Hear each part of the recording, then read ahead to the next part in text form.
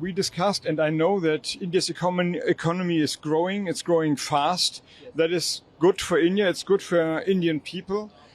But it's also a chance for Germany to step in, to move in. We have the slogan diversification now brought on our scene. Diversification means that we are searching for new trading partners, not always China. And India might be the partner of choice due to this growing economy, but that is only in Marx, the business model, but also due to its deeply rooted democracy. So India is a value partner for us, and therefore these 3 days were so fruitful. So I heard you suggested excluding the agriculture sector from the EU free trade agreement. What is your reasoning behind that? If you can. Well, we negotiated, the European Union and India, a free trade agreement now over 20 years. Yes. There's a saying, there's a chance it can come to an end now, but the saying is 10 years old as well. So I only believe it if I see it. And my experience with all free trade agreements, EU, US, European Union with Australia, is that agriculture is always the most problematic area. And if you look to the structure of agriculture in Germany, for example, with huge acres, with farms with 1,000 cows, and to the structure in India, with small farms with only some cows, for example, and let's not talk about chickens or whatever, you see that you can't just push them together in one market. So either you find some rules of protection that is possible but complicated, or we concentrate in a pragmatic sense on the areas where we are aligned. This is industrial production, maybe energy, maybe artificial intelligence and digitalization. And my approach would always be go the first steps, even if they are small steps, not all the steps that are possible, agriculture and cultural services and so on, but that is always better than stand on the same place all the time. So that is a pragmatic approach from my point of view. No, Minister, hi. Ah, there you are. Okay, sorry. All the time. Hello. I just can underline, ladies and gentlemen, what my friend Robert Habeck said. It was a fruitful debate in the last days with the government and also in the context with the German business. We talked about geostrategic questions. We talked about trade questions, about energy questions, and about skilled migration from India to Germany.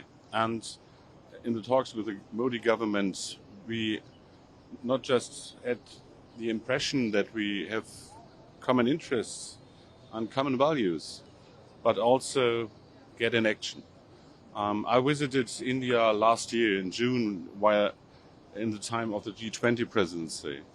And we worked hard in the last year on the question how we can deliver on the question of skilled migration, because India has a very young population, as you know, 1 million people entering the labor market per month.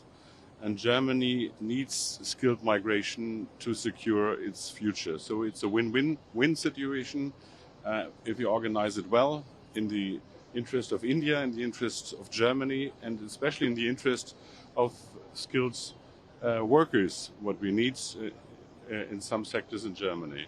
And I give you an example. Indian students on German universities are the biggest community in Germany by now. And the amount of workers from India working in Germany doubled in the last 4 years. So we talked about very practical things, about how to speed up visa processes. We talked about integration. And we know at the end of the day, if we want to win skilled workers from India for Germany, we have to treat them honestly and respectful. And we have to bring people together. One question is very important. It's the question of language. As you know, in Germany, we are not an English-speaking country. Some of us can speak English, but in the labor market and in the society, language is very important. So we want to speed up also the opportunity to learn German. And the message for skilled workers in India is very clear. If you want, you can make it in Germany. This is our message today, and I'm very thankful for that debate. Thank you. So, thank you. So we have time, 2 more minutes. Time, I'm very, very sorry. First question, from Mit einem Fall tatsächlich. Wir haben jetzt 3 unterschiedliche Konzepte oder Gesprächsformate, wie es mit der wirtschaftliche Schwäche in Deutschland zu tun ist.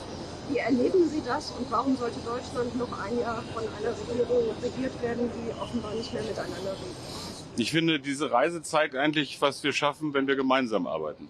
Denn all die Fragen, die auf dieser Reise eine Rolle gespielt haben, haben mit Deutschlands Wirtschaft sehr viel zu tun. Es geht um Industriepolitik, es geht um Investitionen, es geht um Handelspolitik, es geht um die Sicherung der Fachkräftebasis.